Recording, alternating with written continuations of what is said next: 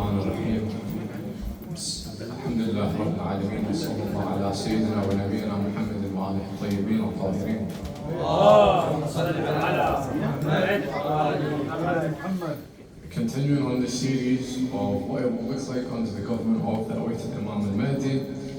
Today I will share with you the details that we have regarding the army of the awaited Imam, and specifically the soldiers who will be taking part in the battles and who will accompany the Imam once he returns to us. The forces and the soldiers of Imam al-Mahdi will be composed of various different ethnicities, various different nationalities, various different races, and also various different religions. And at the time of the uprising of the Imam, they will all be called to come and join the Imam in their own unique and individual ways in which they will all understand. And the individuals and the people who have been designated and who have been chosen as the commanders of the Imam's army will assume the responsibility of guiding all of the soldiers of the Imam and guiding the army which supports him and planning all of the operations and wars in which he will undertake. And the soldiers who will be accepted into the army of Imam al-Mahdi under special circumstances each have different characteristics and have different ways in which they will be appointed, and they all have unique characteristics about them which makes them important and very interesting to learn about. Some of these soldiers will be present in the general army of the Imam, and some of them will join special groups under the Imam where they will carry out special tasks which Imam al-Mahdi will appoint for them to do and to carry out. One of these groups, for example, is called the Security Guard Corps. The Security Guard Corps. These are a group of fighters who will undertake a special mission in order to protect the Imam himself, but inshallah I'll talk about that next week. Today inshallah what I will talk about is different ahadiths that we have which talk about the soldiers who will be present fighting for Imam al-Mahdi. And in these hadiths you can see that there are different names which come up, which name the people who are going to be fighting under the Imam, and have named certain people who will fight in certain battles, who will fight in certain wars, and it will talk about the command that they will have over people and the number of people which they will have at their disposal.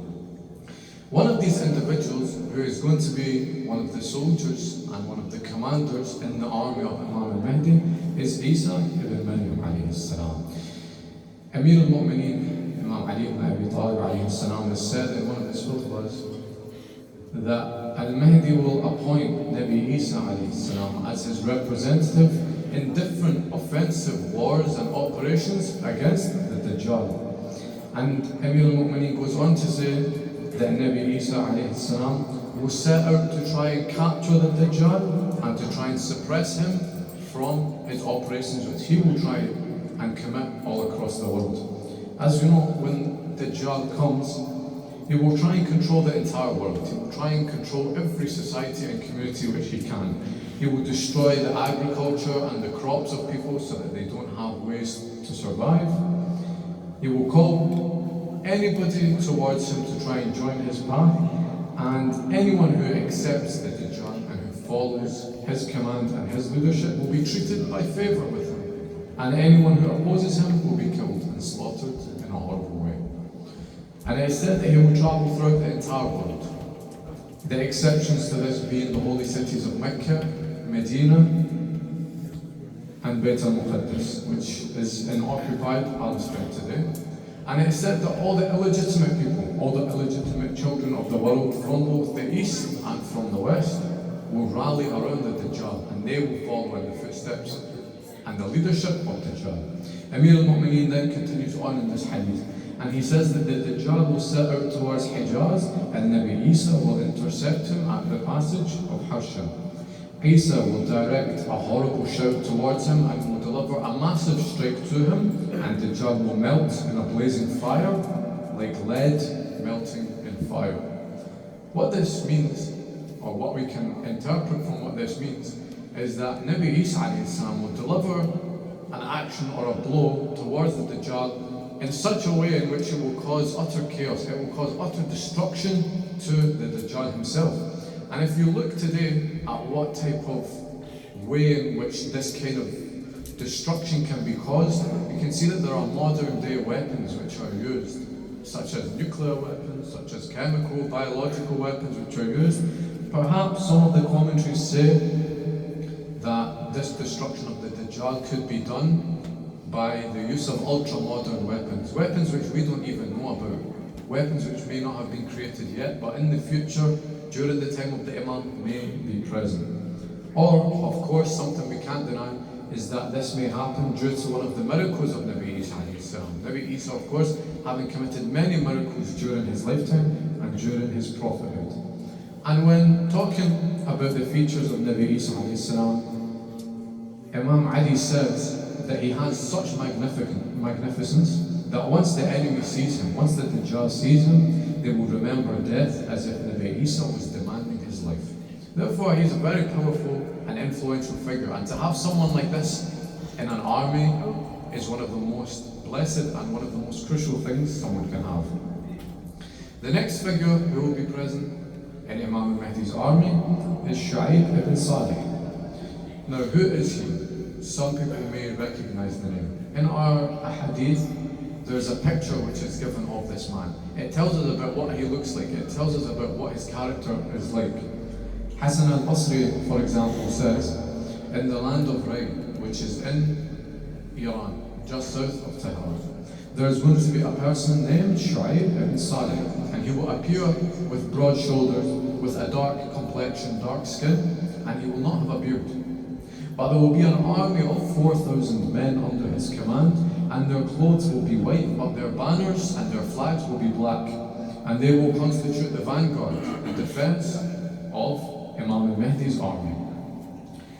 Then we have Ammar ibn Yasir, who says that Shu'aib ibn Salih is the standard bearer for Imam al-Mahdi. He's the one who will go to the front of the army carrying the flag of al-Mahdi, the same way in which Abbas al-Fadl was the vanguard for Imam al-Hussein alayhi salam. And lastly, we're given even more clarity on who this person is, Shu'aib. Muhammad ibn Hanafiya says that there will be an army which sets off from Khurasan in Iran, and they will wear black belts and white shirts. And one of the army's vanguards will be the commander called Shu'aib ibn Salih, who is from the tribe of Bani Tamim. They will defeat the soldiers of the Sufyani and drive them away, and they will arrive in Bayt al-Muqaddas. They will arrive in Al-Quds in Palestine and pave the ground for the government of Imam al-Mahdi. Therefore, this man is not just a commander of a military. He is not just a soldier in an army. He is someone who will conquer the land of Al-Quds and make it in such a way that the government of Imam al-Mahdi can flourish in this place. There are other different narrations which talk about the different commanders which will be present. For example, Imam al-Sadiq alayhi salam. One of the narrations, Imam al-Sadiq comes and he says, I asked Allah subhanahu wa ta'ala to keep my son Ismail alive after me, but he did not grant me this wish. However, he granted him another station. He granted him another place. And this place is that he will be the first person to reappear along with his 10 companions when the awaited Imam returns. Therefore, one of the soldiers and one of the supporters of Imam al-Mahdi will be Ismail, the son of Imam Ja'far al-Sadiq alayhi salam. We have another narration as well from Amir al-Mu'mineen, which says that the companions of the cave, Ashab al-Kahf, will come to assist Imam al-Mahdi as well during his battle. So the Imam will not be short of supporters. The Imam will not be short of loyal figures who love the Ahlul Bayt alayhim salam and who are completely and entirely devoted to Allah subhanahu wa ta'ala. As I mentioned, the soldiers and the forces of Imam al-Mahdi will be comprised of different nationalities and different ethnicities. In the ahadith that we have, for example, there are various different views and ways in which we can understand the ethnicities of these people. Some of the hadiths we have talk about the names of cities which people will come from and the countries in which they will arrive from, and they will come and hasten to try and assist the Imam. At other times they mention particular communities, such as the people who sought repentance from Allah subhanahu wa ta'ala from among the children of Israel. It also talks about the faithful and the true Christian people, and also the upright people to be revived in the future who will assist the Imam. Therefore, something we need to understand very quickly is that it will not just be Muslims that come and aid the Imams, because our hadith say that there will be Christians that come, and there will be followers of Nabi Musa alayhi salam that come and seek to aid the awaited Imam. Therefore, we can't limit the army and the supporters of Imam al-Mahdi just to the Muslims. Although there's different religions, there's also different nationalities. For example, the hadith we have related to the participation of the Arabs under the revolution of Imam al-Mahdi can be classified into two parts. Some of the hadith say that the Arabs will not be present in the start of the uprising of the Imam, and that they won't play a big role in the uprising and the government of the Imam. Whereas we have other ahadith which talk about the cities in which some people will come from in order to support the government of the awaited Imam. Now, if we assume and we take that these hadiths are authentic, that they are sahih, we can understand that the lack of participation and the lack of numbers of Arabs who come to support Imam al-Mahdi can be justified. For example, it may be possible that there will be no Arabs at the very beginning of the uprising of the Imam. Or, as Sheikh al-Amali says in his writings, that it may be the case that it is the governments of the Arabs which do not come and support the Imam. And this is not a surprise if we look to the governments of the Arabs today. When they normalize with Israel, when they do X, Y, and Z, when they destroy the legacy of the Holy Prophet, when they ruin the cities of Mecca and Medina, it shouldn't be a surprise that these people will not come to the support of the awaited Imam. Rasulullah, for example, has said that great and noble personalities from the land of Sham will come and join Imam al-Mahdi, as well as those from the various tribes and lands adjacent and beside Sham. And these are the people whose hearts are said to be like iron. These are the people whose souls are supposed to be firm. And they are worshippers at night and they are lions during the day. This shows that there will be Arabs that come, and they will come and support the awaited Imam. Then we have Imam al-Baqir alayhi salam, who says that 313 people, the same number as the Muslim soldiers during the Battle of Badr, will pay allegiance to Imam Mahdi beside the Kaaba. And from among these people, you will see great figures from the people of Egypt, from Masr, people from Sham, and good men from amongst the people of Arab. And they can be seen, and the Imam will rule to the extent in which Allah subhanahu wa ta'ala wishes for him to rule. Again, Imam al-Baqir says about the city of Kufa, that when al-Qa'im appears, and when he proceeds to go to Kufa, Allah subhanahu wa ta'ala will choose from behind Kufa, meaning the city of Najaf al-Ashraf, 70,000 truthful and righteous people, and they will be amongst the supporters and the companions of the Imam. So we understand that there will be Arabs who will be present. Although the leadership of the Arabs, the government of the Arabs is most likely not going to be present.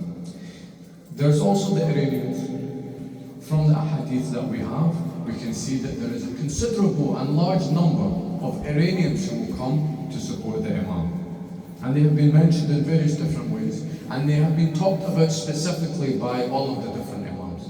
For example, the Imams talk about the people from Ray, they talk about the people from Khurasan, from Taliban, the Qummis, the people from Persia, and it talks about how these are going to be people who have faith which is very rooted in Allah subhanahu wa ta'ala. These are people who love the Ahlul Bayt alayhim salam.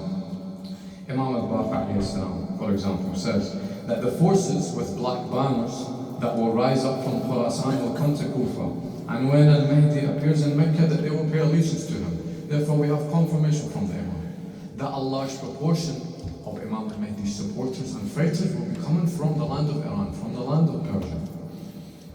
And there's also a very fascinating hadith, which is in Bihar al-Anwar, where one of the reporters, Ibn Jarh, reports that I have heard that when the 12 tribes of the children of Israel killed their prophets, and when they turned into kuffar, there was one tribe from amongst that 12 that regretted their actions, and they were disgusted by what had been done. And they asked Allah subhanahu wa ta'ala to separate them from the rest of the children of Israel. When they did that, Allah subhanahu wa ta'ala opened a tunnel under the ground for them, in which they travelled for a period of 1.5 years until they came out in a land which was behind China, And up until this very day, these people still reside there. And then there's some narrations which say that us, as in us normal human beings, cannot reach that land. And those people cannot reach our land. But this is the state that they are in, and that they are in a place near China. However, it is said that they are Muslims and they face the Qibla when they pray. There's also a verse from the Holy Quran, for example, which states that Bismillah ar-Rahman ar-Rahim. Also from those who say, we are Christians, we took their pledge, but they forgot a part of what they were reminded. This verse of the Quran is talking about Christian people. Imam Sadiq alayhi salam goes on to explain and gives the tafsir of what this verse means, and he said that the Christians will be reminded of this righteous path, and a group of them will accompany Al-Qa'im. A group of the Christian people will come and support Al-Mahdi when he returns.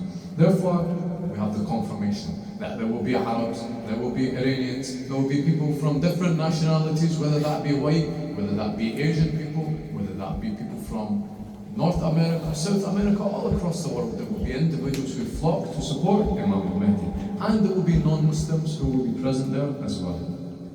Inshallah, next week I will go and talk about more about the details of the army of the Imam, including the various factions within it, the special groups within it, and their qualities and the type of training that they will do for their battle. And to finish, I ask Allah subhanahu wa ta'ala to grant victory to the mu'mineen and the mazlumeen, and for all the shuhada, especially in Gaza and Palestine, and for the Hajj al-Sha'bi. Please recite Surah Al-Fatiha after salawat ala Muhammad wa